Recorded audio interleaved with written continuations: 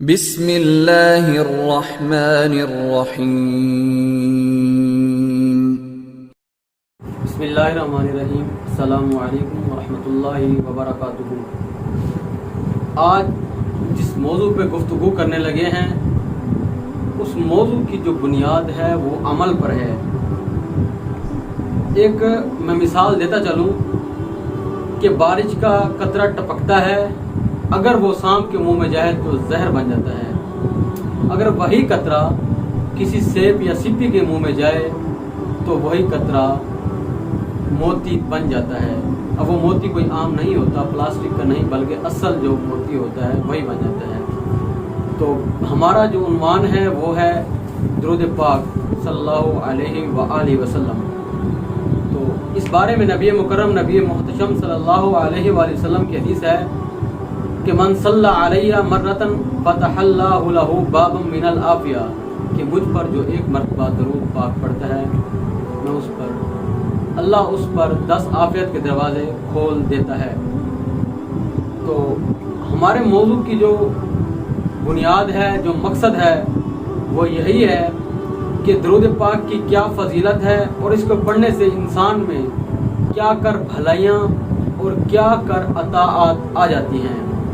تو بلا تاخیر بڑھتے ہیں اپنے موضوع کو ایکسٹینڈ کرنے کے لیے، اس کی تفصیل جاننے کے لیے اور مستند کتاب کے حوالے کے لیے اپنے بھائی عبد المالک اطاری کی طرف دیکھتے ہیں وہ کس قدر ہمیں مدنی پھولوں سے نوازتے ہیں۔ بسم اللہ الرحمن الرحیم۔ درود پاک کے بارے میں جیسا کہ آپ سنا کہ جو نبی پاک صلی اللہ علیہ وسلم پر ایک مرتبہ درود پاک پڑھتا ہے، اللہ پاک اس کے لیے عافیت کا دروازہ کھول دیتا ہے۔ تو اس روایت کو پیش کرتے ہیں حضرت سیدنا مولانا جلال الدین رومی مثنوی شریف میں، فرماتے ہیں کہ نبی پاک صلی اللہ علیہ وسلم نے شہد کی مکھی سے پوچھا، اے مکھی تو شہد کس طرح میٹھا بناتی ہے؟ تو پھولوں کو تو چوستی ہے، کوئی میٹھا ہوتا ہے، کوئی کڑوا ہوتا ہے، کوئی بدبودار ذائقہ ہوتا ہے، کسی کا ذائقہ نہیں ہوتا، مگر تیرا شہد میٹھا ہوتا ہے، کیا وجہ؟ کہنے لگی یا رسول اللہ صلی اللہ علیہ وسلم بات اس طرح ہے، جب میں پھولوں میں جاتی ہوں کسی کا ذائقہ ہوتا ہے، کسی کا ذائقہ نہیں ہوتا، کوئی میٹھا ہوتا ہے، کوئی کڑوا ہوتا ہے، یہ سب رس میں چوس لیتی ہوں۔ جب میں یہ رس چوس کر اپنے چھتے پر جاتی ہوں تو رب کائنات کی طرف سے ہمیں حکم ہے کہ جب ہم یہ رس چوستے ہیں آپ کی ذات پر درود پاک پڑھتے ہوئے آتے ہیں، وہی رس اس چھتے میں ڈال دیتے ہیں۔